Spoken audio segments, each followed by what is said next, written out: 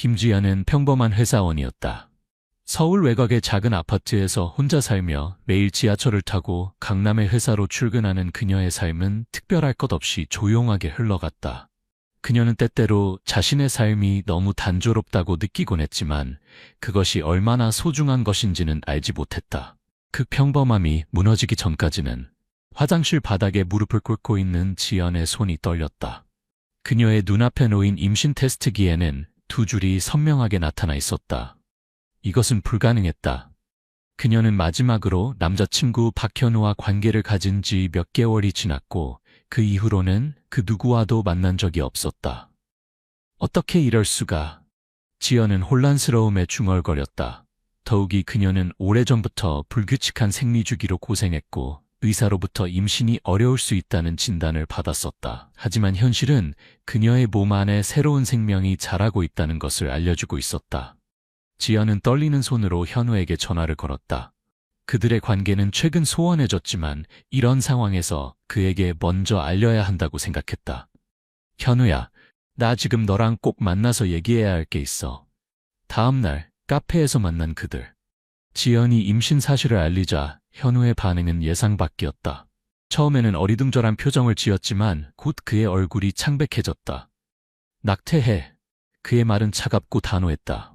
뭐라고? 왜 그래 갑자기? 그냥 그 아이를 낳으면 안 돼. 제발 내 말 믿고 병원에 가. 지연이 이유를 묻자 현우는 대답하지 않았다. 그의 눈에는 공포와 불안이 가득했다. 그는 자리에서 일어나 서둘러 카페를 나가며 마지막으로 한마디를 남겼다. 내 말 들어 지연아. 그 아이는 태어나면 안 돼. 그 후로 현우는 연락이 두절되었다. 그의 집을 찾아갔지만 이미 이사를 간 뒤였고 회사에도 갑자기 사표를 냈다가고 했다. 그는 흔적도 없이 사라졌다. 임신 5개월이 지났을 때 지연은 병원을 찾았다. 의사는 태아의 심장 박동을 확인하려 했지만 기계에서는 아무런 소리도 들리지 않았다. 그러나 초음파 영상에는 분명히 태아가 보였고 그 모습은 정상적으로 성장하는 것처럼 보였다. 이상하네요. 심장 소리가 들리지 않아요. 하지만 영상으로 보기에는 태아가 제대로 자라고 있어요. 의사의 말에 지연은 불안해졌지만 이미 그녀의 마음속에는 모성애가 피어나기 시작했다. 누가 뭐라 해도 아버지가 누구든 간에 그녀는 자신의 아이를 지키고 싶었다. 의사 선생님, 제 아기는 괜찮은 거죠? 네, 영상상으론 문제가 없어 보입니다. 다만 조금 특이한 경우라 더 자주 검진을 받으시는 게 좋겠어요. 집으로 돌아오는 길 지연은 자신의 결정에 확신을 가졌다. 그녀는 이 아이를 낳을 것이다. 그러나 임신 7개월이 되었을 때 이상한 일들이 일어나기 시작했다. 밤중에 지연은 종종 귓가에서 들려오는 속삭임에 잠에서 깨곤 했다. 엄마, 엄마. 처음에는 꿈이라고 생각했지만 그 소리는 매일 밤 계속되었다. 방 구석에서 들려오는 목소리였다. 불을 켜도 아무도 없었지만 그녀의 방은 이상하게 차가웠다. 어느 밤 화장실 거울을 보던 지연은 자신의 뒤에 희미하게 비치는 그림자를 발견했다. 뒤를 돌아봐도 아무것도 없었지만 다시 거울을 보면 그 그림자는 여전히 거기에 있었다. 시간이 갈수록 그림자는 점점 더 가까이 다가오는 것 같다. 지연의 건강도 나빠지기 시작했다. 피부는 창백해지고 체력은 급격히 떨어졌다. 식욕도 없어지고 밤에는 잠을 이루지 못했다. 하지만 태아는 더욱 활발하게 움직였다. 마치 그녀의 몸을 지배하려는 듯이. 폭풍우가 몰아치는 밤이었다. 번개가 치고 창문이 요란하게 흔들렸다. 지연은 침대 위에서 몸을 뒤틀며 복부의 격통을 느꼈다. 그것은 지금까지 느껴보지 못한 강렬한 통증이었다. 마치 뱃속에서 무언가가 강제로 나오려고 하는 것 같았다. 땀이 폭포처럼 흘러내리고 시야가 흐려졌다. 전화기를 손에 쥐고 구급차를 부르려 했지만 손가락이 떨려 제대로 버튼을 누를 수 없었다. 그래도 필사적으로 129를 눌렀다. 여보세요? 제발 도와주세요. 아기가? 말을 끝내기도 전에 갑자기 통화가 끊겼다. 화면이 검게 변했고 방에 전기도 나갔다. 방은 어둠에 휩싸였고 폭풍우 소리만이 울려 퍼졌다. 그 순간 지연은 보았다. 침대 옆에 누군가가 서 있었다. 그것은 사람의 형태를 하고 있었지만 인간은 아니었다. 가늘고 긴 팔다리, 비정상적으로 검은 피부, 그리고 무엇보다도 붉게 빛나는 눈동자. 그것은 지연을 뚫어지게 바라보고 있었다. 엄마. 그 소리를 들은 순간 지연의 의식은 끊어졌다. 눈을 떴을 때 그녀는 병원 병실에 누워 있었다. 눈부신 빛이 들어오고 기계음이 멀리서 들렸다. 주위를 둘러보니 의사와 간호사들이 분주하게 움직이고 있었다. 의식을 잃은 후 구급차로 이송된 것이었다. 옆에 있던 간호사가 부드럽게 미소 지었다. 걱정 마세요. 곧 아기가 태어날 거예요. 지연은 혼란스러웠다. 그때 본 존재는 꿈이었을까? 아니면 현실이었을까? 그녀는 자신의 배에 손을 얹었다. 뭔가 이상했다. 수술실로 이송되는 도중 그녀는 멍하니 천장을 바라보았다. 태아는 분명히 지금 밖으로 나오려고 하고 있었다. 하지만 그것은 정말 정상적인 아기일까? 불안과 공포가 가슴을 조여왔다. 수술실 문이 열렸다. 흰 가운을 입은 의사들이 대기하고 있었다. 실내는 이상할 정도로 조용했다. 보통이라면 의사들 사이에 대화가 오가야 하는데 지금은 누구도 말을 하지 않았다. 단 한 명의 의사만이 지연을 내려다보며 작게 속삭였다. 이런 일은 처음이야. 그 말을 마지막으로 그녀의 시야는 다시 어둠에 휩싸였다. 지연의 의식이 돌아왔을 때 눈앞에는 눈부시게 흰빛이 펼쳐져 있었다. 수술실의 조명이 그녀의 시야를 가리고 희미한 그림자들이 주위를 둘러싸고 있었다. 여러 명의 의사와 간호사가 그녀 주위에서 움직이는 것이 보였지만 그들의 얼굴에는 불안과 긴장이 서려 있었다. 누구도 말을 하지 않고 오직 기계음과 고요한 발소리만이 울려 퍼졌다. 지연은 호흡을 가다듬으려 했지만 몸이 생각대로 움직이지 않았다. 배 깊은 곳에서 격통이 밀려왔다. 의사 한 명이 낮은 목소리로 중얼거렸다. 그 목소리는 어딘가 떨리는 것처럼 들렸다. 주위에 있는 의료진들은 얼굴을 붙이고 있었다. 마치 앞으로 일어날 일을 두려워하는 것처럼. 그 정적을 깨뜨린 것은 갑작스러운 기계의 경보음이었다. 심박수가 비정상 수치를 보이고 있습니다. 간호사 중 한 명이 외쳤다. 동시에 지연의 몸이 격렬하게 경련하기 시작했다. 통증이 그녀의 의식을 강하게 덮쳐왔고 호흡이 불규칙해졌다. 의사들은 서둘러 움직이기 시작하여 응급 대응을 시작했다. 하지만 모두가 알고 있었다. 이 출산은 보통의 것이 아니라는 것을. 갑자기 실내의 전기가 순간적으로 나갔다가 다시 들어왔다. 그 짧은 순간 지연의 체내에서 무언가가 밀려나오는 듯 감각이 느껴졌다. 의사가 외친다. 나온다. 비투성이의 손이 복부로 뻗어 아기를 받아내려 한다. 그러나 그 순간 손에 잡은 것을 본 의사가 숨을 멈췄다. 이건... 한 명의 간호사가 비명을 질렀고 다음 순간 그녀는 바닥에 쓰러졌다. 그녀의 손은 멈추지 않고 떨리고 얼굴은 창백해졌다. 다른 의사들도 눈을 크게 뜨고 말을 잃었다. 보통이라면 아기의 울음소리가 울려 퍼져야 했다. 그러나 그곳에는 이상한 침묵만이 있었다. 지연은 희미하게 의식을 유지하며 흐릿한 시야로 의사들의 표정을 보고 있었다. 무슨 일이 일어나고 있는지 알고 싶었다. 하지만 그 답을 아는 것이 두려웠다. 아기를 보여주세요. 그녀는 쉰 목소리로 그렇게 말했다. 하지만 누구도 움직이지 않았다. 갑자기 의사 중 한 명이 뒤로 물러나 벽에 등을 부딪히듯 서 있었다. 그의 눈은 공포로 가득 차 있었다. 그의 손은 떨리고 손끝에는 식은 땀이 배어 나왔다. 이런 것이 태어나다니. 수술대 위에는 하나의 작은 생명체가 누워 있었다. 하지만 그것은 아기라고 부를 수 없는 것이었다. 피부는 창백하고 투명하게 얇았다. 눈은 완전히 열려 있었고 둔공은 비정상적으로 깊고 어둠처럼 검었다. 그리고 무엇보다 이상했던 것은 그 아기가 울지 않았다는 것이었다. 단지 입을 조금 벌리고 희미하게 숨을 쉬고 있을 뿐이었다. 그것은 마치 이 세상의 존재가 아닌 것 같았다. 심장박동은 있지만 이 아이는 의사가 말을 더듬었다. 지연은 그 모습을 보며 뺨을 타고 눈물이 흐르는 것을 느꼈다. 그녀는 어머니였다. 어떤 모습이든 이것은 그녀가 목숨을 걸고 낳은 자신의 아이였다. 하지만 누구도 이 아이를 안으려 하지 않았다. 누구도 그녀에게 아기를 건네주려 하지 않았다. 그때 방 안의 온도가 급격히 떨어졌다. 차가운 공기가 유입되고 유리창이 하얗게 흐려졌다. 천장의 조명이 희미하게 흔들리고 기계의 소리가 끊겼다 이어졌다 했다. 그 순간 아기가 처음으로 입을 열고 작은 소리를 냈다. 하지만 그것은 울음소리가 아니었다. 엄마. 그 소리를 들은 순간 실내에 있던 모든 사람이 얼어붙었다. 그것은 분명히 신생아의 목소리가 아니었다. 더 깊고 낮은 마치 뭔가 오래된 존재가 말을 건 것 같은 울림이었다. 아기는 지연을 뚫어지게 바라보고 있었다. 의사들은 아무 말도 하지 않고 한 명 또 한 명씩 뒤로 물러났다. 그러자 갑자기 수술실 문이 큰 소리를 내며 닫혔다. 전기가 완전히 나가고 방은 어둠에 휩싸였다. 그만해, 누군가가 외쳤다. 하지만 그 목소리도 곧 어둠에 삼켜졌다. 지연은 자신의 심장이 격렬하게 뛰는 것을 느끼며 떨리는 손으로 아기 쪽으로 손을 뻗었다. 아무리 이상한 모습이라도 그것은 자신의 아이였다. 하지만 그녀의 손끝이 아기에 닿기 직전 뭔가가 그녀의 발을 강하게 잡아당겼다. 만지지 마! 갑자기 빛이 돌아왔다. 방 안에는 지연과 아기, 그리고 몇 명의 의사만 남아있었다. 다른 간호사들과 의료진은 어디론가 사라졌다. 아기는 여전히 지연을 뚫어지게 바라보고 있었다. 그 눈은 무언가를 호소하는 듯 흔들리고 있었다. 이 아이를 어떻게 할 생각이세요? 지연은 떨리는 목소리로 의사에게 물었다. 하지만 누구도 대답하지 않았다. 한 의사가 조용히 중얼거렸다. 이 아이는 여기 있으면 안 돼. 지연은 그 말을 들은 순간 가슴 깊은 곳에 차가운 것이 흘러 들어오는 것을 느꼈다. 그녀의 품에 있는 것은 분명 자신의 아이였을 것이다. 하지만 그녀 자신도 알고 있었다.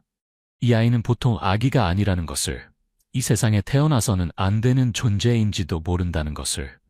하지만 그녀는 어머니였다. 어떤 모습이든 어떤 운명을 가지고 있든 그녀 안에는 이 아이를 지키고 싶은 본능이 있었다. 그녀는 단단히 아기를 안고 조용히 속삭였다. 괜찮아. 엄마가 너를 지킬게. 그 순간 아기의 눈이 순간적으로 빛나는 것처럼 보였다. 그리고 그의 작은 손이 조용히 지연의 손가락을 잡았다. 마치 그것이 유일한 구원인 것처럼. 지연은 떨리는 팔로 아기를 안았다. 작은 손이 그녀의 손가락을 쥐는 그 감촉은 분명 살아있는 생명의 것이었다. 하지만 그 따뜻함과는 달리 마음 깊은 곳에서부터 차가운 공포가 서서히 퍼져나가고 있었다. 주위의 의사들은 그저 그녀를 바라볼 뿐 아무도 말하지 않았다. 그들은 이 아이를 어떻게 해야 할지 결정하지 못하고 있는 것일까? 아니면 두려워서 아무 말도 할 수 없었던 것일까? 침묵 속에서 누군가가 작게 숨을 들이키는 소리가 들렸다. 지연은 문득 아기의 얼굴을 들여다보았다. 그 순간 그녀의 심장이 멈출 것 같았다. 아기의 눈이 그녀를 똑바로 바라보고 있었다. 아니, 그 자체는 이상한 일이 아니다.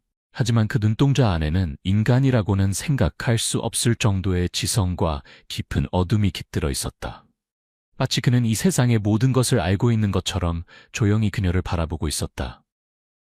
엄마? 다시 한번 그 낮고 울리는 목소리가 귓가에서 속삭여졌다. 신생아가 말을 할 수 있을 리 없다. 하지만 분명히 그 목소리는 그녀를 향해 있었다. 지연은 공포에 휩싸이면서도 어머니로서의 본능으로 그 아이를 강하게 안았다. 갑자기 병실의 문이 조용히 열렸다. 소리 없이 천천히. 거기에 서 있던 것은 한 노인이었다. 백발에 깊은 주름을 새긴 얼굴, 그 눈동자는 어디까지나 차갑고 마치 지연의 모든 것을 꿰뚫어 보는 것 같았다. 드디어 태어났구나.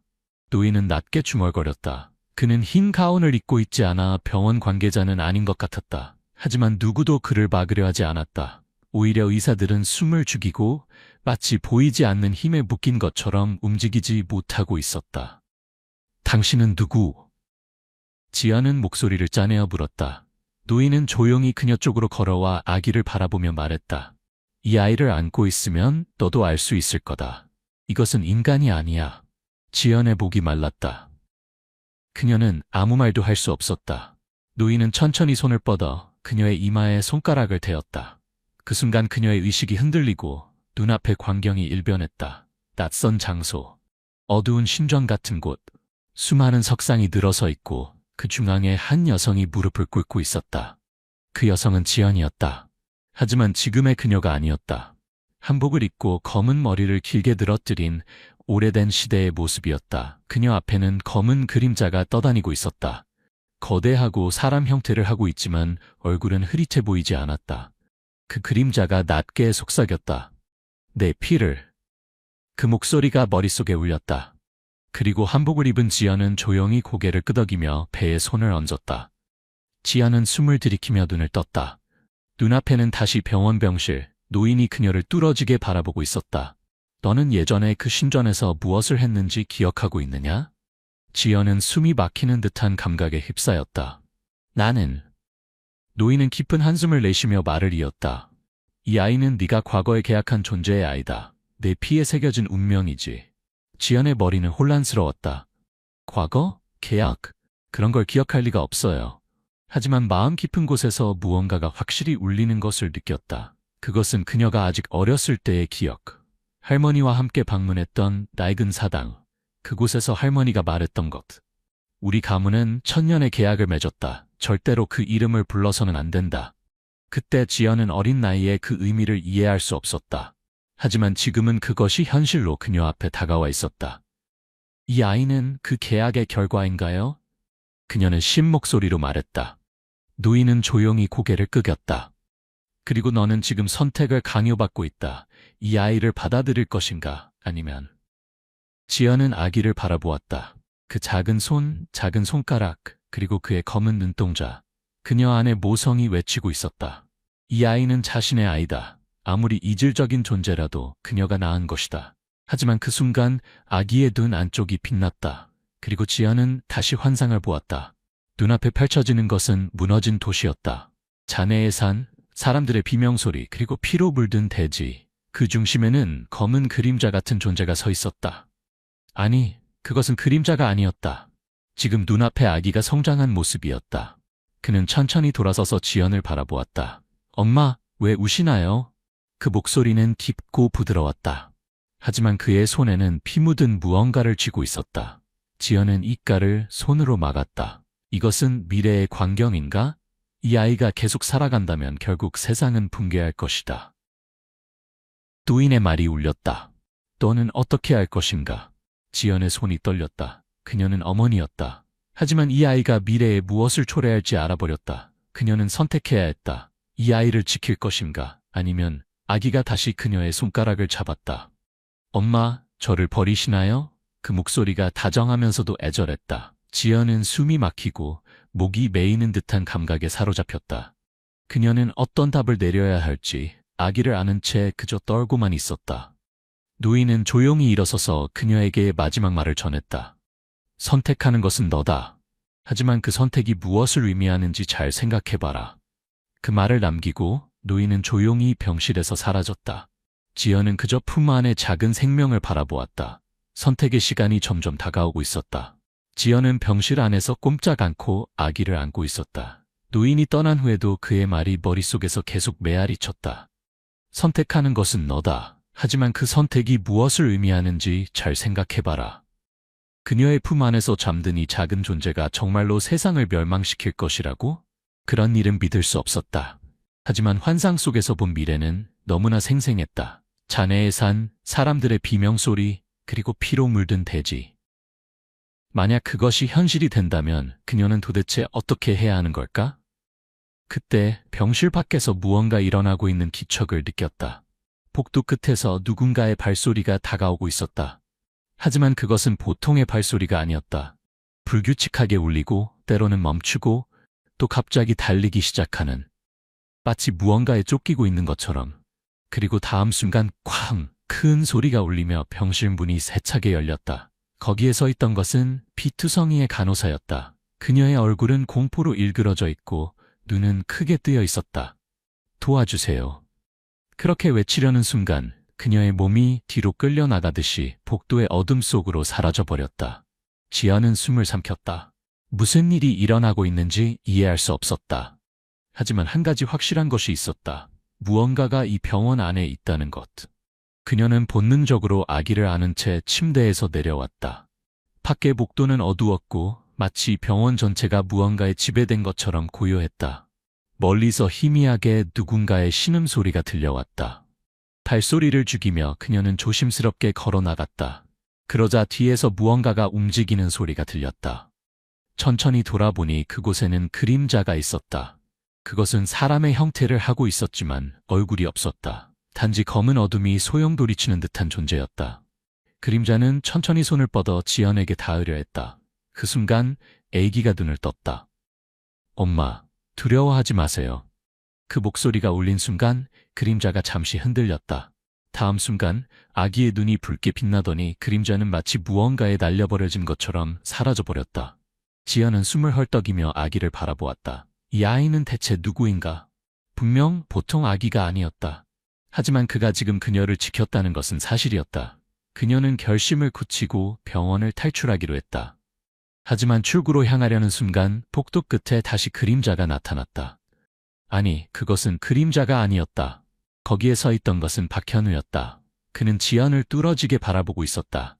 하지만 그의 눈은 이전과는 달랐다. 검었고 감정의 조각도 보이지 않았다. 지연아, 그 아이를 넘겨. 현우는 조용히 말했다. 지연은 본능적으로 아기를 안고 뒤로 물러났다. 안 돼. 이건 내 아이야. 현우는 희미하게 웃었다. 아니, 그 아이는 네 것이 아니야. 이것은 우리 세계로 돌아가야 할 존재야.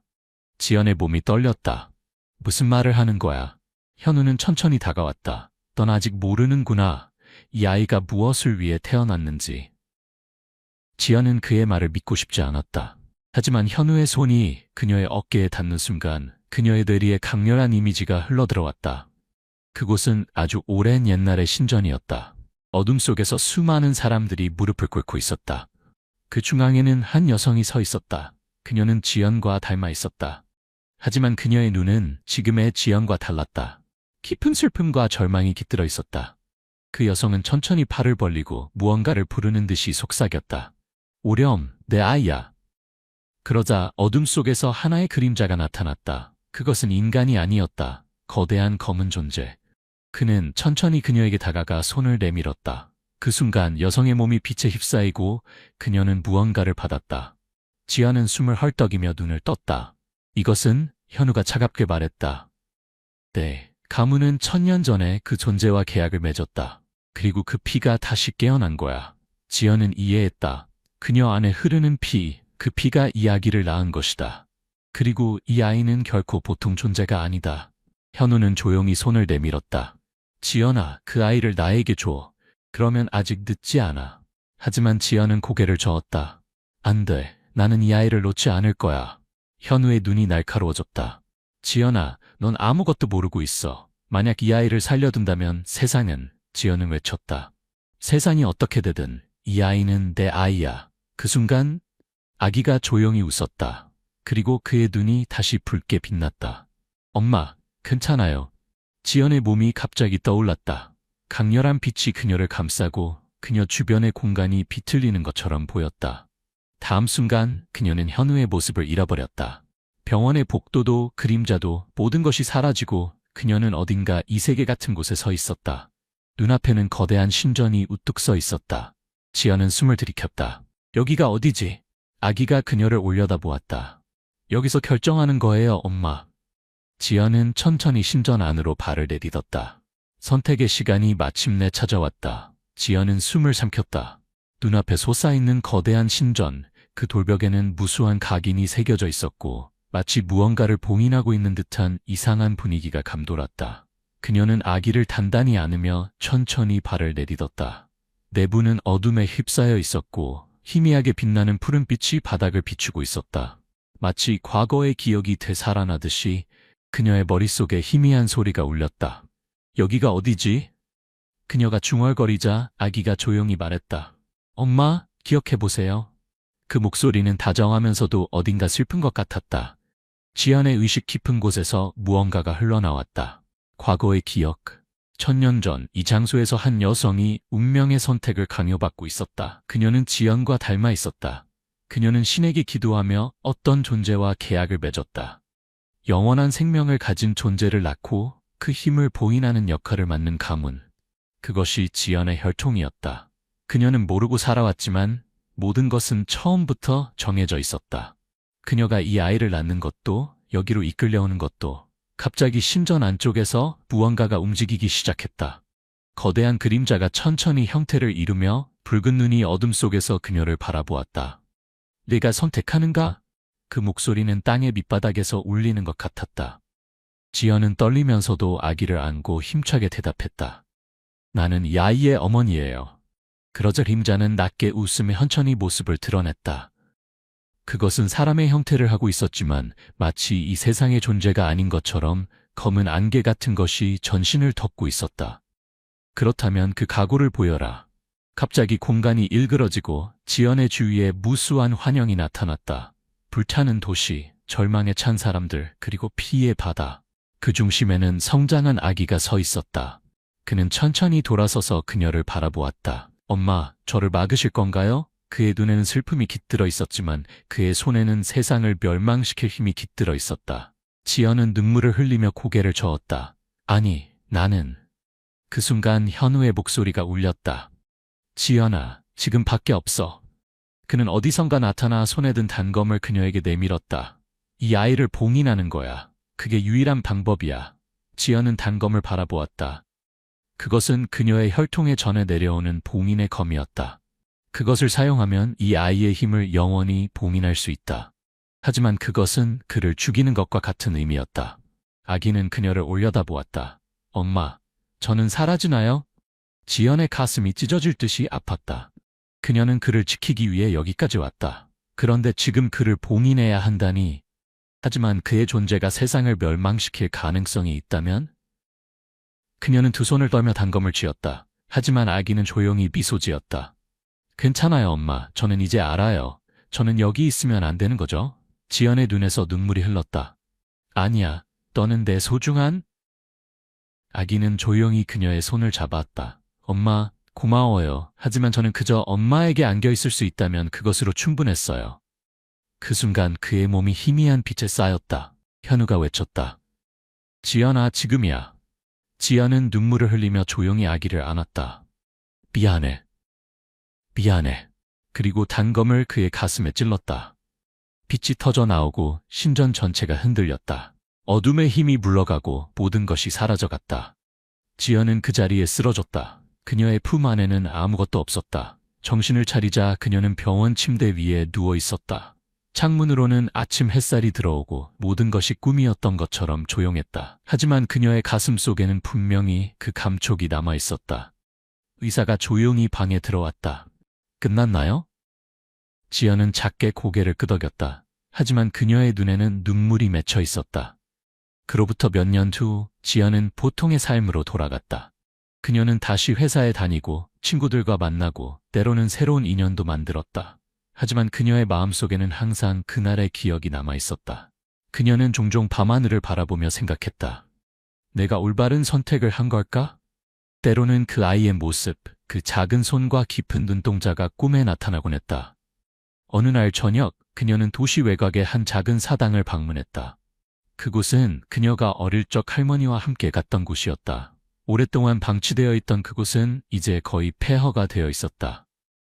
지연은 낡은 제단 앞에 무릎을 꿇고 조용히 기도했다. 무엇을 위한 기도인지 그녀 자신도 확실히 알지 못했다. 용서를 구하는 것인지 아니면 그저 그 아이의 안녕을 비는 것인지. 갑자기 바람이 불어 사당 안의 촛불이 흔들렸다. 그리고 그녀는 들었다. 희미한 속삭임. 엄마. 지연은 놀라 돌아보았지만 아무도 없었다. 그것은 그저 바람 소리였을까? 아니면 정말로... 그때 그녀는 제단 위에 무언가가 놓여 있는 것을 발견했다. 작은 인형이었다. 아무도 놓아두지 않았을 텐데 어떻게 그곳에 있을 수 있었을까? 지연이 조심스럽게 인형을 집어들었다. 그것은 마치 갓난아기의 모습을 한 인형이었다. 그녀는 인형을 품에 안았다. 미안해. 그리고 고마워. 그녀의 눈에서 눈물이 흘렀다. 그때 인형의 눈이 잠시 빛나는 것 같았다. 그리고 바람이 다시 불어 그녀의 귓가에 희미한 목소리가 들려왔다. 엄마, 저는 괜찮아요. 행복하세. 지연은 그 말에 미소 지었다. 비록 슬픔이 남아있을지라도 그녀는 알고 있었다. 그 아이는 어딘가에서 평화롭게 있을 것이라고. 그녀는 인형을 가슴에 안고 사당을 나왔다. 밤하늘에는 별들이 빛나고 있었다. 마치 그녀를 지켜보는 수많은 눈동자처럼. 바람이 불 때마다 지연은 어딘가에서 작은 속삭임이 들리는 것 같았다. 엄마, 고마워요. 그녀는 조용히 미소 지었다. 나도 고마워. 그리고 그녀는 조용히 눈을 감았다. 이야기는 끝났지만 그 기억은 결코 사라지지 않을 것이다. 한국의 서울, 현재. 번화가 한복판에 있는 큰 책방, 유리창으로 햇살이 들어오는 평화로운 오후, 한 여성이 고서 코너를 둘러보고 있었다. 그녀는 30대 중반, 세련된 옷차림과 지적인 분위기를 풍기고 있었다. 혹시 천년의 계약이라는 책을 찾고 계신가요? 고서 전문가로 보이는 노인이 그녀에게 다가왔다. 네, 그런데 어떻게 아셨죠? 여성이 놀란 표정으로 물었다. 노인은 미소를 지었다. 당신의 눈에서 보였습니다. 그 책을 찾는 사람들은 모두 같은 눈을 하고 있죠. 노인은 그녀를 안내하여 가장 오래된 책들이 있는 선반으로 데려갔다. 그리고 조심스럽게 한 권의 책을 꺼냈다. 가죽 표지는 세월의 흔적으로 바래져 있었고 금색 글씨로 천년의 계약이라고 쓰여 있었다. 이 책은 아주 특별합니다. 오래전부터 한국의 몇몇 가문들이 비밀리에 전해 내려온 이야기죠. 여성은 조심스럽게 책을 받아들었다. 이 안에 김지연의 이야기도 있나요? 노인의 눈이 잠시 빛났다. 아, 그 이름을 아시는군요. 네, 그녀의 이야기는 마지막 장에 적혀 있습니다. 그녀는 마지막으로 계약을 끊은 사람이죠. 여성은 책을 품에 안았다. 얼마인가요? 당신에게는 무료입니다. 당신의 눈을 보니 이 책은 당신에게 돌아가야 할 것 같군요. 여성은 의아해하며 노인을 바라보았다. 왜 저에게? 노인은 미소 지었다. 모든 이야기에는 끝이 있지만 때로는 새로운 시작도 있는 법이니까요. 책을 펼쳐보세요. 당신이 찾는 답이 있을 겁니다. 여성은 고개를 끄덕이고 책방을 나왔다. 붐비는 거리를 걷다가 그녀는 작은 카페에 들어가 자리에 앉았다. 그리고 조심스럽게 책을 펼쳤다. 마지막 장에는 김지연의 이야기가 적혀 있었다.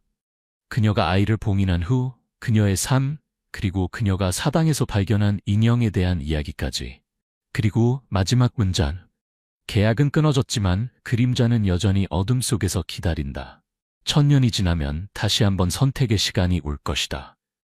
여성은 숨을 깊게 들이마셨다. 그녀의 이름은 서민지, 김지연의 직계 후손이었다. 그녀는 자신의 배를 손으로 감쌌다. 최근 그녀는 이상한 꿈을 꾸기 시작했다. 그리고 검사 결과 그녀는 임신 중이었다. 심장박동이 들리지 않는 아이.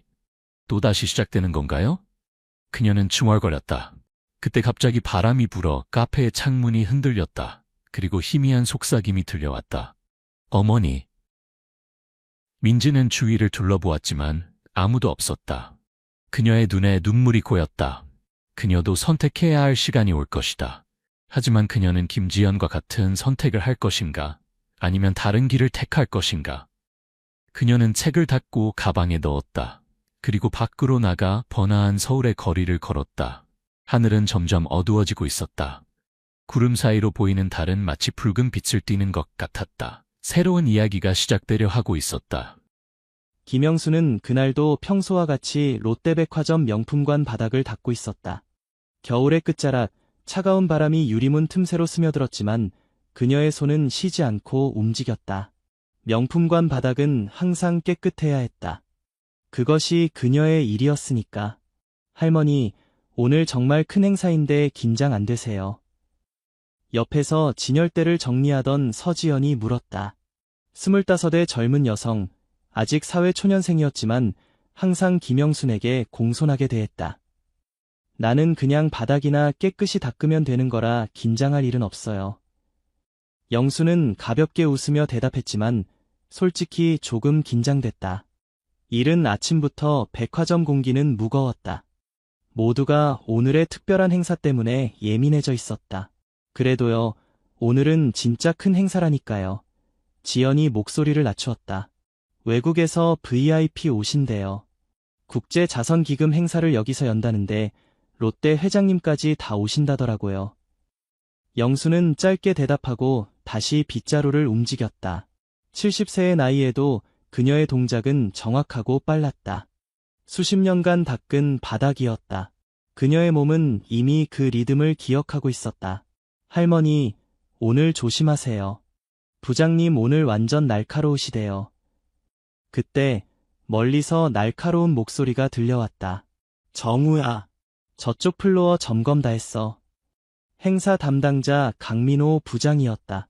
검은 양복에 번쩍이는 구두를 신은 그는 항상 완벽함을 요구했다. 특히 오늘 같은 날엔 더했다. 오늘 실수한 사람들은 다신 백화점에 못 들어옵니다. 아시죠? 강민호의 날카로운 목소리가 명품관 안을 가득 메웠다. 긴장감이 점점 더 짙어졌다. 그는 지연 앞에 가서 손목시계를 보며 깊은 한숨을 내쉬었다. 아직도 이러고 있습니까? 시간이 얼마나 남았는지 알기나 해요.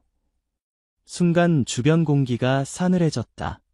영수는 바닥을 닦던 손을 멈췄고 옆에서 진열대를 정리하던 정우도 고개를 들었다. 금방 끝내겠습니다. 지연이 조심스럽게 대답했다. 강민호는 발끝으로 바닥을 툭툭 차며 소리 없는 불쾌감을 드러냈다. 정우 씨, 당신도 똑같아요. 왜 이런 데서 시간을 허비합니까? 상태가 이게 뭐예요? VIP 행사 준비를 이따위로 하면 누가 책임질 건데요? 정우는 아무 말도 하지 못했다. 강민호 부장은 영순을 향해 시선을 돌렸다. 그리고 할머니, 지금 뭐 하십니까? 아직까지 걸레질이요? VIP들이 보면 어떡하자는 겁니까? 그의 말 끝에는 비아냥이 가득 묻어 있었다. 네, 곧 치우겠습니다. 영수는 고개를 숙였다. 곧 치우는 게 아니라 지금 당장 치우세요. 이런 모습은 절대 보여서는 안 돼요. 그는 들고 있던 서류를 바닥에 툭 떨어뜨리고 말했다. 아, 정말 이래서 수준이 안 맞는 사람들이랑 일하면 참 피곤하다. 강민호 부장이 사라지고 지연은 조용히 영순에게 다가왔다. 할머니, 괜찮으세요? 괜찮아요. 저는 이런 게 익숙하니까요. 다른 팀에서 그러는데요. 강 부장이 오늘 일 잘하면 승진한다고 다닌대요. 그래서 오늘 직원들 쥐잡듯이 잡고 아주 난리예요. 바로 그때였다. 부장님, 큰일 났습니다. 통역사가 갑자기 오지 못한다고 합니다. 최 대리가 숨을 헐떡이며 강민호에게 달려왔다. 손에는 스마트폰이 들려 있었고 화면에는 다급한 메시지 알림이 여러 떠 있었다. 강민호의 얼굴이 순간 굳어졌다. 뭐라고? 그의 목소리가 낮게 가라앉았다. 지금 무슨 소리 하는 거야? 최 대리는 땀에 젖은 손으로 이마를 훔치며 말을 이어갔다. 통역사가 사고가 나서 행사에 참석할 수 없다고 방금 연락이 왔습니다. 강민호의 얼굴이 벌겋게 달아올랐다. 야, 행사 시작까지 5분 남았어. 지금 와서 그게 말이 돼. 너 그동안 뭐 한 거야? 일 처리를 어떻게 한 거냐고. 분노에 찬 그의 목소리가 행사장 전체에 울려 퍼졌다. 주변 직원들은 움직이던 손을 멈추고 숨을 죽였다. 오늘 회장님도 오시고 중요한 VIP 행사인데 이게 무슨 개판이야. 강민호가 최 대리의 멱살을 잡을 기세로 다가섰다. 너, 이 일 끝나고 사무실로 와. 최 대리는 어쩔 줄 몰라 고개를 숙인 채 말을 더듬었다. 죄송합니다. 죄송하면 다야. 어떻게든 구해와. 시간이 없으면 내가 하든가. 강민호가 소리쳤다. 지금 행사 시작까지 3분 남았다. 이거 해결 못하면 넌 잘리는 거야. 알아들었어? 행사장은 갑작스러운 긴장감에 숨이 막힐 듯 조용해졌다. 최 대리는 허둥지둥하며 주변을 둘러봤다.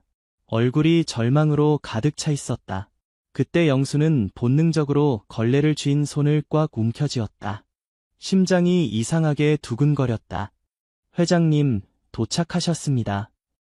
입구 쪽에서 다급한 목소리가 울리자 행사장 전체가 숨을 죽인 듯 조용해졌다.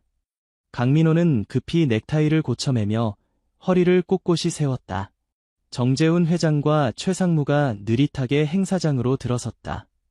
두 사람 모두 단정한 정장 차림에 강렬한 존재감을 뿜어냈다. 강민호는 허리를 깊이 숙이며 공손히 인사했다. 회장님, 상무님, 좋은 아침입니다. 모든 준비는 완벽하게 끝났습니다. 정재훈 회장은 고개를 끄덕이며 강민호의 어깨를 툭 쳤다. 강 부장, 오늘이 얼마나 중요한 자리인지 알지? 실수 없이 완벽하게 마무리하라고. 최 상무도 단호한 어조로 덧붙였다. 이번 행사 치르면 고과에 반영될 거야. 오늘 실수 하나 없이 진행해. 강민호는 굳은 표정으로 고개를 끄덕였다.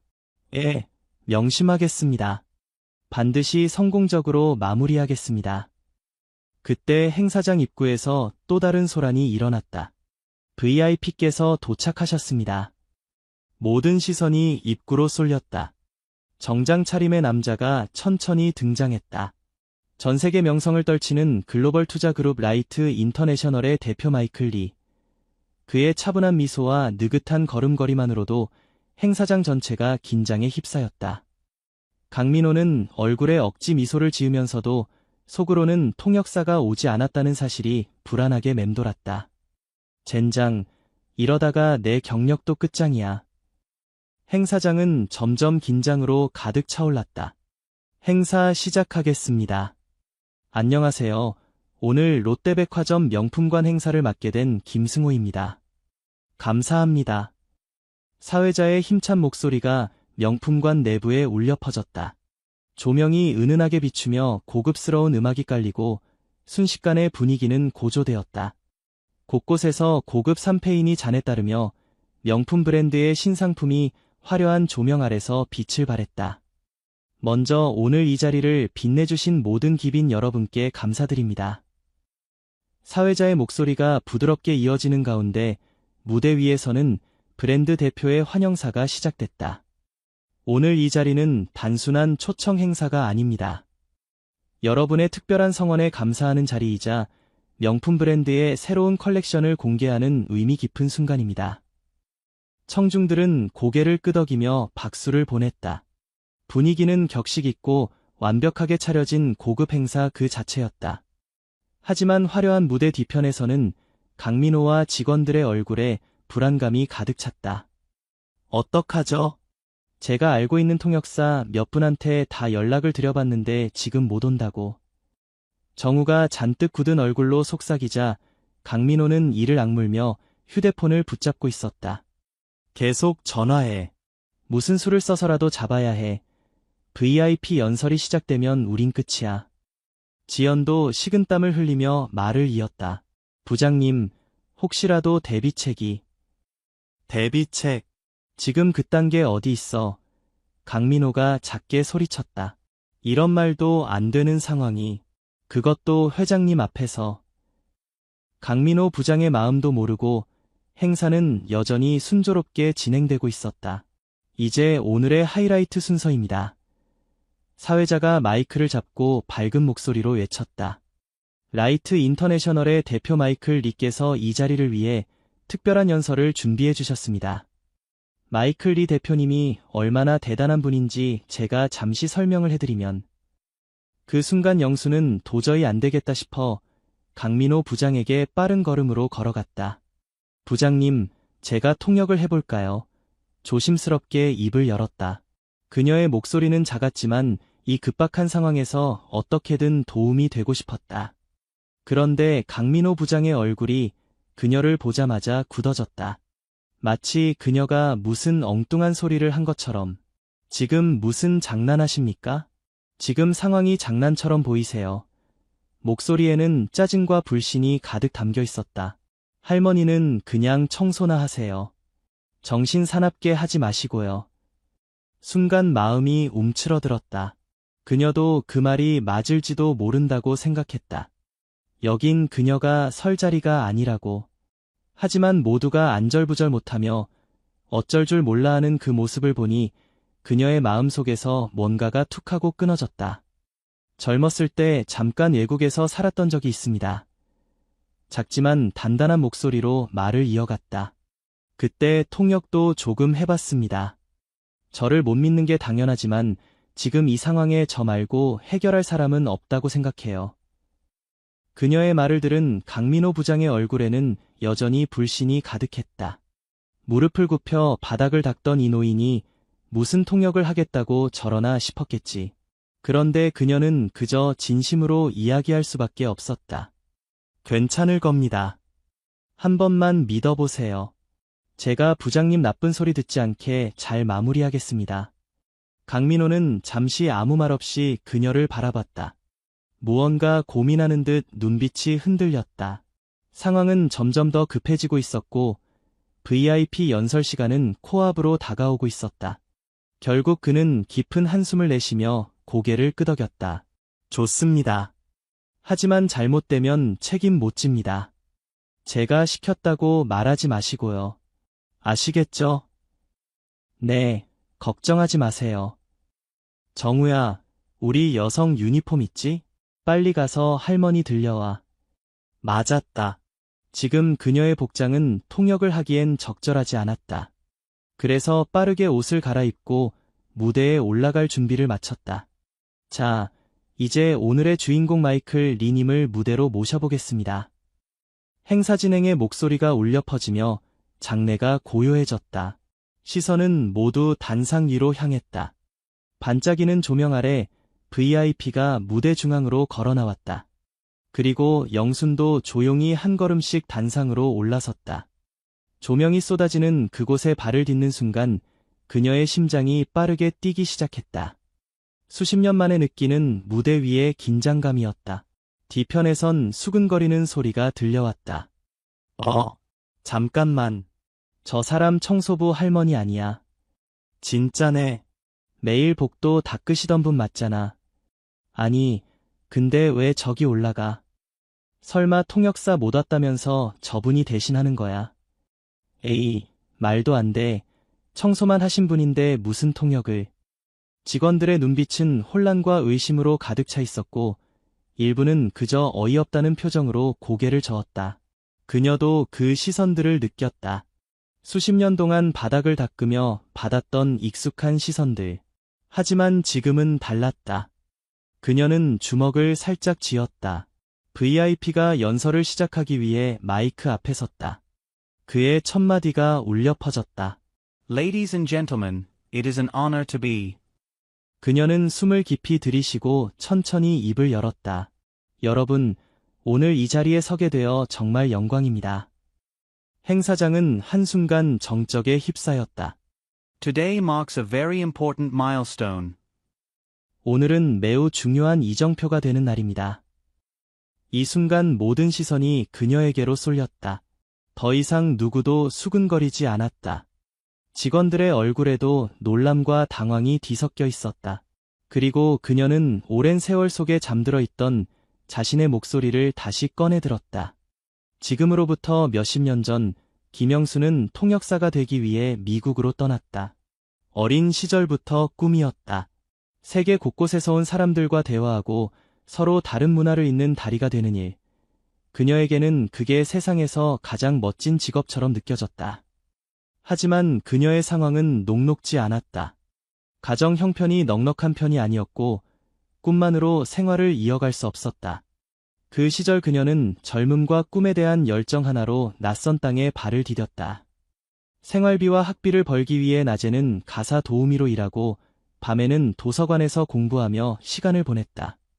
하루하루가 고단했지만 그때는 꿈을 이루기 위한 과정이라고 믿었다. 그렇게 버티며 일하던 중 어느 날 한 집에서 일자리를 얻게 됐다. 그 집은 마치 잡지에서나 볼 법한 따뜻하고 우아한 저택이었다. 깔끔한 정원, 그리고 창문 너머로 보이는 부드러운 조명 아래에서 가족의 웃음소리가 잔잔히 퍼져나오는 집이었다. 그 집의 주인은 엘리자베스였다. 처음부터 고상하고 따뜻한 분이었다. 바쁜 일정 속에서도 친절한 미소로 영순을 맞아주었다. 처음으로 그 집을 방문했을 때 엘리자베스는 영순을 주방에서 직접 마주하고는 따뜻한 커피 한 잔을 내어주었다. 하지만 영순에게 가장 특별했던 존재는 엘리자베스의 어린 아들, 제이슨. 제이슨은 아주 똑똑하고 호기심이 많은 아이였다. 처음에는 영순을 경계하던 그 아이도 시간이 지나자 곧 마음을 열기 시작했다. 그의 순수한 눈망울과 끝없는 호기심은 영순의 마음을 따뜻하게 만들어주었다. 영순은 그의 공부를 도와주며 아이와 가까운 시간을 보냈다. 기억 속 제이슨은 금발머리에 커다란 푸른 눈을 가진 8살 소년이었다. 조용한 성격이었지만 배움에 대한 열정은 그 누구보다 뜨거웠다. 책을 읽어주면 눈을 반짝이며 집중했고 새로운 단어를 배울 때면 서툰 발음으로 따라하며 웃음을 지었다. 엘리자베스는 그 시기에 무척 바빴다. 사업적으로 중요한 프로젝트가 한창이었고 그래서 영순에게 제이슨을 맡기곤 했다. 영순은 제이슨에게 책을 읽어주고 퍼즐을 함께 맞추고 때론 공원에 데려가기도 했다. 그렇게 그들은 가족처럼 가까워졌다. 영순에겐 소중한 시간들이었다. 그날은 평소처럼 조용한 저녁이었다. 주방에서 저녁을 준비하고 있던 영수는 제이슨이 거실에서 장난감을 가지고 놀고 있는 모습을 흐뭇하게 바라보며 따뜻한 미소를 지었다. 그 순간 현관문에서 철컥하는 소리가 들려왔다. 순간적으로 등골이 서늘해졌다. 이 소리가 절대 우연 일리 없다는 걸 직감했다. 영수는 빠르게 제이슨에게 다가가 속삭였다. Jason, I need you to hide. Go to your room and lock the door. Stay quiet. This is like a game. Understand? 제이슨은 갑작스러운 영순의 표정 변화를 보고 두려움에 떨었지만 고개를 끄덕이며 방으로 들어갔다. 영수는 조심스럽게 문을 닫고 문 손잡이를 꼭 잡았다. 그때 현관문이 서서히 열렸다. 낯선 두 남자. 그들의 발소리가 거실을 가로지르며 천천히 다가왔다. 숨이 턱 막혔다. 영수는 두려움을 억누르고 주방 쪽으로 조심스레 이동해 가장 무거운 주물 프라이팬을 손에 쥐었다. 그녀는 속으로 깊게 숨을 들이쉬며 일부러 큰 소리를 내며 주방의 냄비를 떨어뜨렸다. Get out. Now. I already called the police. 그들은 멈칫했지만 곧바로 제이슨의 방으로 향해 발걸음을 재촉했다. 그 순간 영수는 그들의 앞을 막아섰다. 하지만 그들은 멈추지 않았다. 한 명이 영순을 밀쳐 넘어뜨리려 했고 영수는 온몸으로 저항했다. 팔로 밀쳐내며 몸싸움을 벌이는 사이 한 명이 주먹을 휘둘렀다. 얼굴을 맞았지만 영수는 다시 일어나 프라이팬을 있는 힘껏 휘둘렀다. 쾅! 소리가 울렸고 한 명은 고통스러운 신음과 함께 뒷걸음질 쳤다. 그러나 다른 한 명이 영순의 허리를 가격했고 영수는 주저앉으며 숨이 막히는 고통을 느꼈다. 그 순간 영수는 마지막 힘을 쥐어짰다. 몸을 일으켜 부엌에서 흉기로 쓸 수 있는 무거운 냄비를 들어 강도로부터 제이슨을 지키기 위해 또 한 번 휘둘렀다. 도둑들은 예상치 못한 저항에 당황했고 바로 그 틈을 이용해 영수는 현관문을 열고 온 힘을 다해 밖으로 달렸다. Help us. Somebody help us. 이웃의 불이 하나둘 켜지고 도둑들은 결국 그 상황에 겁을 먹고 도망쳤다. 모든 일이 끝난 후 영수는 몸이 부서질 듯한 고통 속에서 집으로 돌아갔다. 제이슨은 방 안에서 온몸을 웅크리고 있었다. 괜찮아. 이제 정말 다 끝났어. 그러나 끝나지 않은 일이 있었다. 영순의 몸은 많이 다치게 됐다. 갈비뼈가 부러지고 허리가 삐끗해서 병원에 입원하게 됐다. 그녀의 몸은 마치 짓눌린 듯 움직일 수 없었다. 갈비뼈가 부러진 고통보다 더 아팠던 건 꿈도 희망도 잠시 멈춰버린 것 같은 무력감이었다. 이대로 여기서 계속 생활할 수 있을까? 통역사가 될 수 있을까? 몸이 아닌 그런 것들이 걱정되기 시작했다. 그렇게 며칠이 지나던 어느 날 병실문이 살며시 열리더니 익숙한 목소리가 조용히 그녀의 귓가를 울렸다. Young-soon, are you awake? 엘리자베스. 그녀의 얼굴은 걱정으로 가득 차 있었다. 엘리자베스는 영순의 손을 꼭 잡고 말했다. I can't thank you enough for what you did. You saved my son's life. 그녀는 고요히 영순 곁에 앉아 작은 서류 뭉치를 건넸다. I want to take care of all your medical expenses and more. 엘리자베스는 영순의 손을 다시 한번 따뜻하게 감싸주었다. You were so brave. More than anyone I've ever known. 그때 문가에서 조심스레 작은 그림자가 다가왔다. 수줍게 들어온 작은 아이, 제이슨이었다. 아직도 어린 얼굴에 어리둥절한 표정이 가득했지만 영순을 보는 그의 눈동자엔 걱정과 따뜻함이 담겨 있었다. Thank you for saving me. Will you stay with us forever? 그 한마디에 영순은 더는 말을 잇지 못했다. 작고 따뜻한 손이 그녀의 손 위로 조심스럽게 얹어졌다. 그런 제이슨을 바라보며 미소 지었다. 엘리자베스 역시 영순의 손을 다시 꼭 잡으며 따뜻한 눈빛으로 속삭였다. You're truly family to us now. 그녀는 영순의 손을 더 단단히 쥐며 그 따뜻한 마음을 전했다. 잠시 후 엘리자베스는 조심스럽게 가방에서 작은 상자를 꺼내어 영순에게 내밀었다. I want you to have this. It's a family heirloom. 상자 안에는 은은한 빛을 머금은 네잎클로버 펜던트가 고요히 자리하고 있었다. 영수는 펜던트를 손에 쥐고 한동안 말을 잊었다. 엘리자베스는 고개를 끄덕이며 따뜻한 미소를 지었다. Yes, you deserve it. You deserve all the good this world can give you. 그 순간 병실의 차가운 공기는 따뜻한 온기로 채워졌다. 그러나 인생은 언제나 영순의 예상과는 다르게 흘러갔다. 전화기 너머로 들려온 동생의 떨리는 목소리. 가슴이 철렁 내려앉았다. 모든 것이 얼어붙은 듯 시간이 멈춰버렸다. 미루고 미뤘던 귀국. 결국 영수는 짐을 싸들고 한국으로 돌아왔다. 공항에 도착했을 때 동생의 눈은 이미 모든 걸 말하고 있었다. 아버지는 위독한 상태였다. 병실에서 마주한 아버지의 모습은 너무도 초라했다. 마르고 창백하고 어딘가 초점 없는 그 눈빛이 영순의 마음을 갈기갈기 찢어 놓았다. 어머니가 일찍 돌아가신 뒤로 가족의 중심이었던 아버지가 그렇게 무너지는 모습을 보며 깨달았다. 이제 내가 이 가족을 책임져야 한다. 아버지의 치료비, 병원비, 동생의 학비, 그 모든 현실 앞에서 영순의 꿈은 너무나도 사치스러운 것이었다. 결국 영순은 통역사의 꿈을 접었다. 손에 쥐었던 희망의 조각들을 하나둘 내려놓아야 했다. 그때부터 닥치는 대로 일을 했고 그렇게 지금까지 살아왔다. 그리고 지금 영순은 제 꿈이었던 통역사가 되어 이 자리에 서 있었다. Ladies and gentlemen, it is truly an honor to be with you today. 신사숙녀 여러분, 오늘 이 자리에 함께하게 되어 정말 영광입니다. 영순의 입에서 나온 문장이 마이크를 타고 행사장 전체에 울려 퍼졌다. 순간 정적이 흘렀다. 사람들의 시선이 영순을 향해 쏟아졌다. 뒤편에 서 있던 직원들의 속삭임이 귓가에 스쳤다.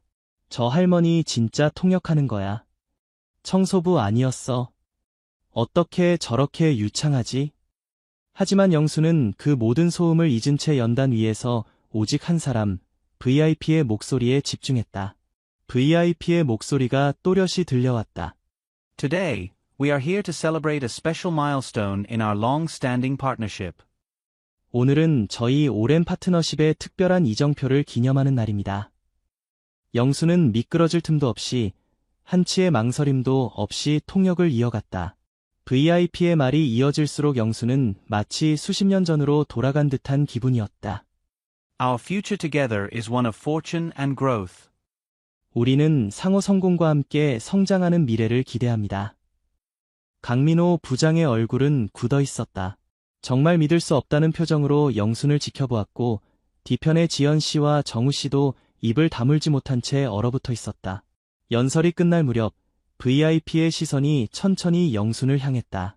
웃으며 고맙다고 인사하는 듯 보였다. 하지만 그 순간 영순은 그의 눈 속에서 묘한 낯설음과 동시에 어딘가 익숙한 감정이 깃든 시선을 발견했다. 그리고 바로 그때였다.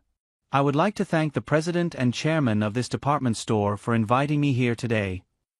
오늘 저를 이 백화점에 초대해 주신 사장님과 회장님께 감사드립니다. 그렇게 모두의 시선이 무대 위 VIP에게 집중된 그 순간 그의 다음 말이 예상치 못한 방향으로 흘러가기 시작했다.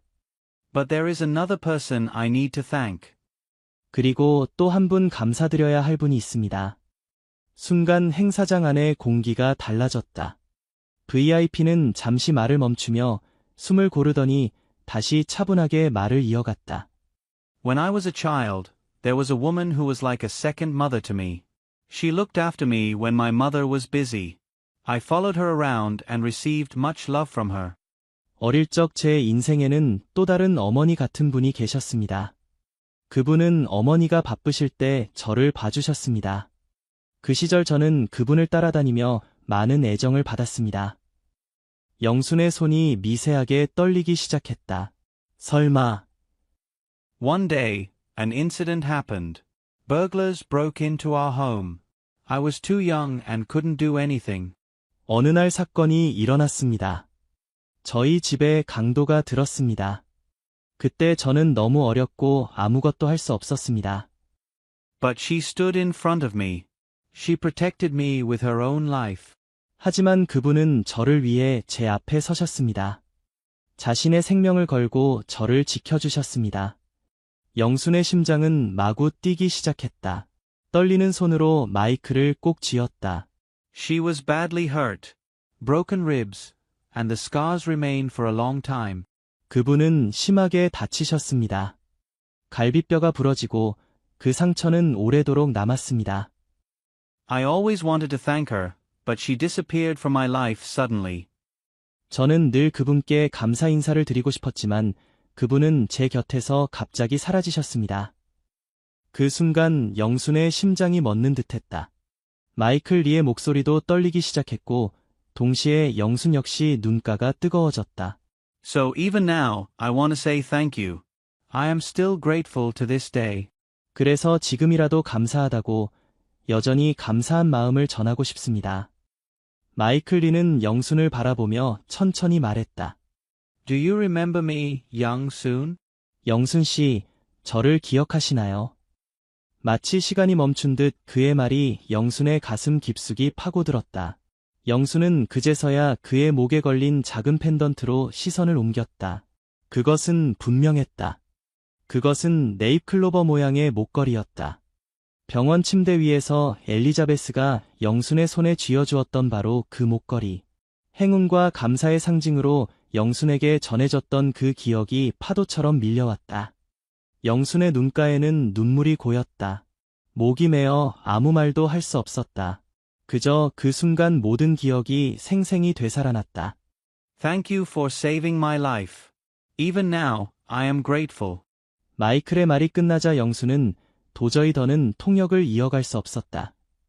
그녀의 입술은 굳어버렸고 목소리는 떨려 나올 수 없었다. 눈물로 가득 찬 두 눈으로 제잇은 이제는 마이클이라 불리는 그를 바라보았다. 그의 눈가에도 눈물이 고여 있었다. 마이클은 무대 아래로 걸어 내려왔다. 영순도 모르게 몸이 그를 향해 움직였고 두 사람은 서로를 꼭 끌어안았다. 행사는 완전히 멈췄다. 모두가 숨죽여 이 장면을 바라봤다. 영순과 마이클은 서로를 꼭 안은 채 울었다. 너무나 오래된 그리움, 그리고 끝내 전하지 못했던 감사의 마음이 한순간에 터져나왔다. 시간이 얼마나 흘렀는지 몰랐다. 그렇게 두 사람은 한참을 껴안고 울었다. 행사는 잠시 멈췄고 웅성거리는 소리가 곳곳에서 들려왔다. 갑자기 왜 저러지? 무슨 상황이야? 백화점 회장과 사장, 그리고 모든 VIP 손님들도 놀라 어리둥절한 표정으로 두 사람을 바라보았다. 잠시 후 마이클과 영수는 서로의 어깨를 다독이며 진정했다. 행사의 공기는 여전히 긴장과 궁금증으로 가득 차 있었고 마이클은 다시 무대 앞에 섰다. 그는 마이크 앞에 천천히 다가가 깊은 숨을 내쉬었다. Thank you for your patience.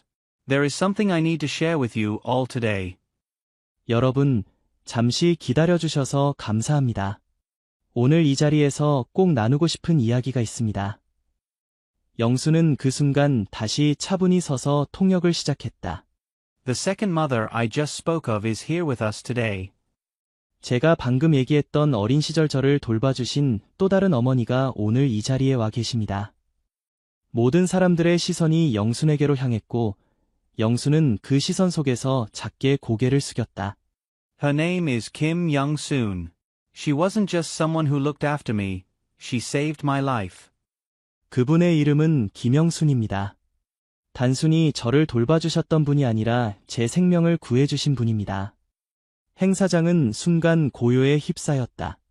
그리고 마이클은 신세계 백화점 회장과 사장을 바라보며 말했다. Chairman Kim, President Park, thank you for giving me the opportunity to meet her again.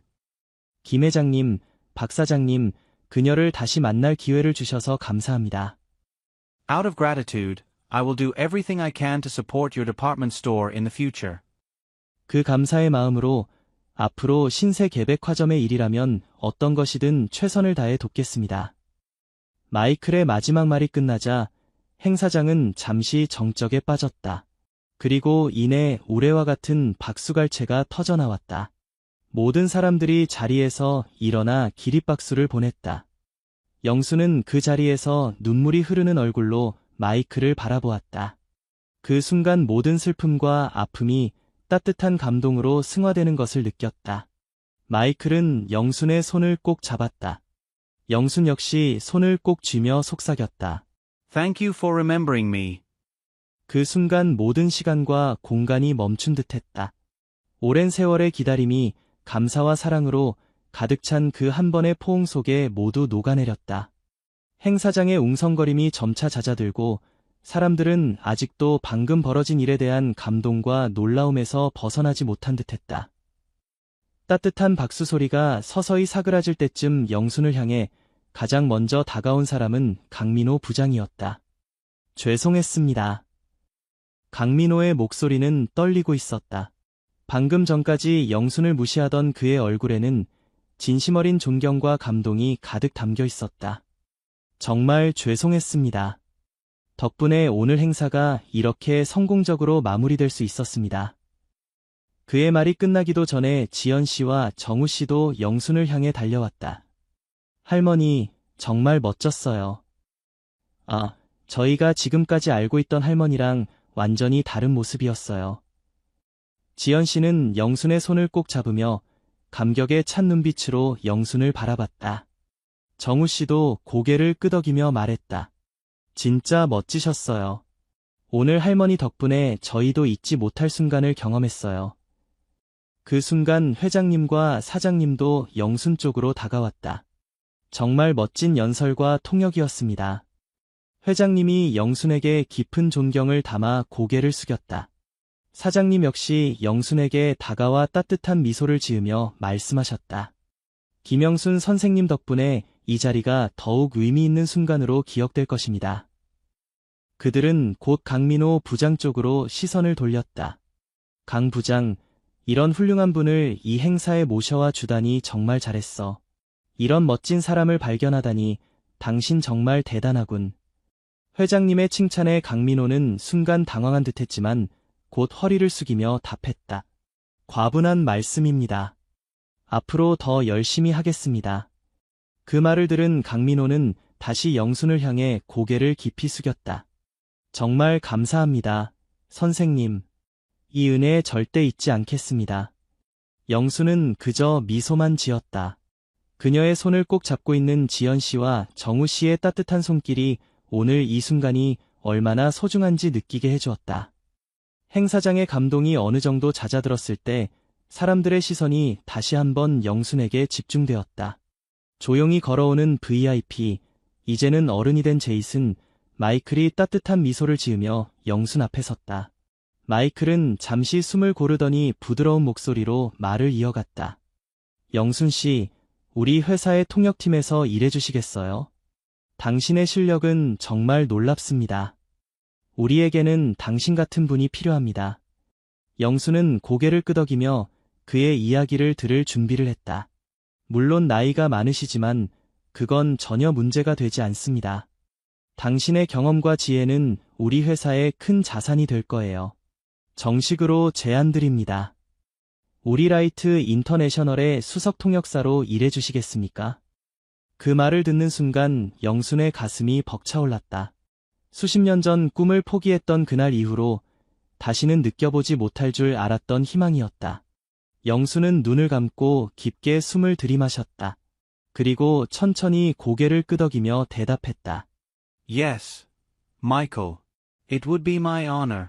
그 순간 마이클의 얼굴에 환한 미소가 퍼졌다. Thank you. This means more to me than I can say. 그렇게 영순은 다시 한번 자신의 꿈을 향해 한 발자국 내딛었다. 영순의 제2의 인생이 시작된 것이다. 그로부터 1년 후 영순은 라이트 인터내셔널의 수석 통역사로 당당히 일하고 있었다. 그녀의 나이는 숫자에 불과했다. 그녀의 경험과 지혜는 회사의 젊은 통역사들에게 훌륭한 지침이 되어주었다. 영순이 회사 로비를 걸어갈 때마다 직원들은 존경의 눈빛으로 그녀를 바라봤다. 그녀의 이야기는 회사의 전설이 되어 모든 사람들에게 전해졌다. 어느 날 마이클은 영순을 자신의 사무실로 불렀다. 영순 씨, 우리 회사의 장학재단을 새로 설립하려고 해요. 어려운 환경에서도 꿈을 포기하지 않는 학생들을 위한 장학금이죠. 그 재단의 이름을 영순 장학재단으로 하고 싶습니다. 괜찮으세요? 영수는 그 말을 듣고 눈물을 참을 수 없었다. 그녀는 고개를 끄덕이며 미소를 지었다. 제 이름이 다른 사람들의 꿈을 도울 수 있다면 그보다 더 큰 영광은 없을 것 같습니다. 마이클은 영순의 손을 꼭 잡았다. 당신이 내 인생을 구해주셨듯이 이제는 우리가 다른 사람들의 꿈을 구해줄 차례입니다. 가끔 영수는 롯데백화점을 지나갈 때면 그날을 떠올렸다. 바닥을 닦던 그때의 자신과 지금의 자신을 비교하면 마치 꿈을 꾸는 것 같았다. 그리고 영수는 깨달았다. 꿈은 결코 늦지 않는다는 것을, 인생은 언제든 새롭게 시작할 수 있다는 것을. 롯데백화점에서 일하던 직원들과도 영수는 여전히 연락을 주고받았다. 지연 씨는 이제 과장이 되었고 정우 씨는 다른 회사로 이직했지만 여전히 영순을 존경했다. 심지어 강민호 부장도 영순에게 자주 연락해 조언을 구했다. 이제 영순의 삶은 과거의 후회가 아닌 현재의 행복과 미래의 희망으로 가득 차 있었다.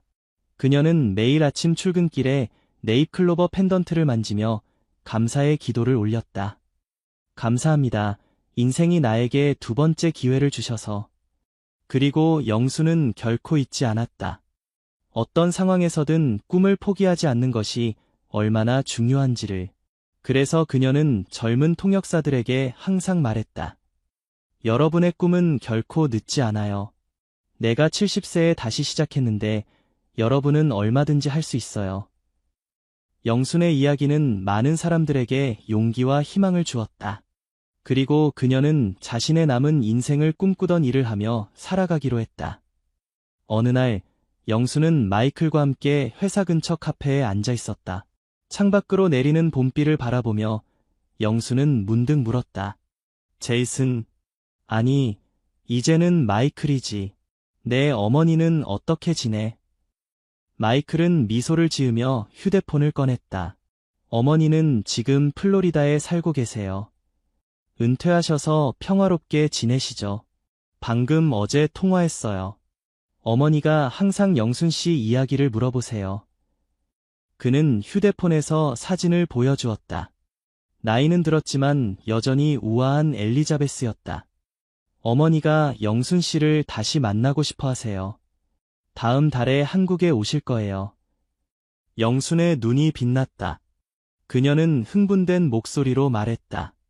정말, 엘리자베스를 다시 만날 수 있다니. 믿기지 않네. 마이클은 따뜻한 미소를 지었다. 어머니도 정말 기대하고 계세요. 예전에 영순 씨가 갑자기 사라졌을 때 정말 걱정하셨거든요. 몇 년 동안 찾으려고 했다고 해요. 영수는 탁자 위에 놓인 커피잔을 천천히 돌리며 과거를 회상했다. 그때는 선택의 여지가 없었어. 아버지가 위독하셨고 가족을 위해 돌아와야 했지. 마이클은 고개를 끄덕였다. 이해해요. 우리 모두 어쩔 수 없는 선택을 해야 할 때가 있으니까요. 하지만 이렇게 다시 만나게 된 것만으로도 정말 감사해요. 그들은 잠시 침묵 속에서 창밖의 비를 바라보았다. 그때 갑자기 마이클이 손뼉을 쳤다. 아! 그런데 제가 영순 씨께 중요한 제안이 하나 더 있어요. 영순은 호기심 어린 눈빛으로 마이클을 바라보았다. 우리 재단에서 젊은 통역사들을 위한 멘토링 프로그램을 시작하려고 해요. 영순 씨께서 그 프로그램의 책임자가 되어주셨으면 해요. 당신의 경험과 지혜로 젊은 세대들이 성장할 수 있도록 도와주세요. 영순의 얼굴에 따뜻한 미소가 번졌다. 그건 정말 의미 있는 일이 될 것 같네요. 기꺼이 하겠습니다. 마이클은 기쁜 듯 웃으며 말했다. 그런데 한 가지 조건이 있어요. 영순 씨의 이야기를 책으로 출판했으면 해요. 당신의 인생 이야기는 많은 사람들에게 용기와 희망을 줄 수 있을 거예요. 영수는 잠시 놀란 표정을 지었다가 이내 웃음을 터뜨렸다. 내 인생 이야기가 책이 된다고? 그건 좀... 정말 훌륭한 이야기예요. 늦은 나이에 다시 찾은 꿈이라는 제목은 어떨까요? 영수는 고개를 천천히 끄덕였다. 그래, 내 이야기가 누군가에게 도움이 된다면 해볼게. 마이클은 영순의 손을 꼭 잡았다. 영순 씨, 당신은 저에게 인생의 은인이에요. 그리고 이제는 많은 사람들에게 영감을 주는 존재가 될 거예요. 창밖에 비가 그치고 따스한 햇살이 카페 안으로 쏟아져 들어왔다. 영수는 그 빛을 받으며 생각했다. 인생은 참 신기해. 내가 70살에 다시 꿈을 꾸게 될 줄은.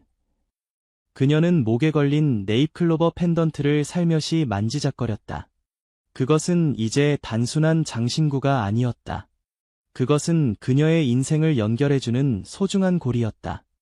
몇 달 후 롯데백화점 명품관에서는 특별한 행사가 열렸다.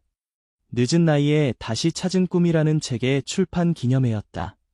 행사장은 사람들로 가득 찼다. 백화점 직원들, 라이트 인터내셔널의 임직원들, 그리고 영순의 이야기에 감동받은 많은 사람들이 모였다. 강민호 부장은 이제 상무가 되어 있었고, 지연 씨는 행사 진행을 맡았다.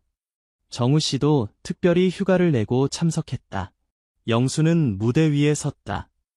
예전에 바닥을 닦던 그 자리가 이제는 그녀의 무대가 되어 있었다. 여러분, 오늘 이 자리에 함께 해주셔서 감사합니다. 그녀의 목소리는 더 이상 떨리지 않았다. 그것은 자신감과 지혜로 가득 찬 목소리였다. 저는 오랫동안 꿈을 접고 살았습니다. 하지만 인생은 항상 두 번째 기회를 줍니다. 중요한 것은 그 기회가 왔을 때 용기를 내어 잡을 수 있느냐 하는 것입니다. 청중들은 깊이 고개를 끄덕이며 그녀의 말에 귀 기울였다. 여러분도 저처럼 잠시 잊고 있던 꿈이 있다면 지금이라도 다시 시작하셨으면 좋겠습니다. 나이는 그저 숫자에 불과합니다. 진정한 장애물은 우리 마음속에 있는 두려움뿐입니다. 행사가 끝난 후 한 젊은 여성이 영순에게 다가왔다. 선생님, 저는 백화점에서 아르바이트하는 대학생이에요. 통역사가 되고 싶었지만 너무 어렵다고 생각했어요. 하지만 선생님 이야기를 듣고 다시 도전해보기로 했어요. 영수는 그 학생의 손을 따뜻하게 잡아주었다. 좋은 결정이에요. 꿈을 향해 가는 길은 결코 쉽지 않아요. 하지만 그 길을 걸어갈 때의 기쁨은 그 무엇과도 바꿀 수 없답니다. 그렇게 영순의 이야기는 계속해서 다른 사람들에게 전해졌고 그녀의 삶은 많은 이들에게 희망의 등불이 되었다. 이제 영순은 매일 아침 거울을 보며 자신에게 말한다. 오늘도 좋은 하루야. 내 인생의 새로운 장이 시작되는 날이니까. 그리고 그녀는 미소를 지으며 새로운 하루를 맞이한다. 70년을 살아온 지혜와 다시 찾은 꿈을 안고. 김영순. 한때는 백화점 청소부였지만 이제는 라이트 인터내셔널의 수석 통역사이자 영순 장학재단의 설립자이자 베스트셀러 작가이다. 그녀의 이야기는 계속된다. 그리고 그 이야기는 끝이 아닌 새로운 시작을 알리는 이야기다. 어쩌면 우리 모두의 인생도 그렇지 않을까? 언제든 다시 시작할 수 있고 언제든 꿈을 찾을 수 있는 그런 이야기.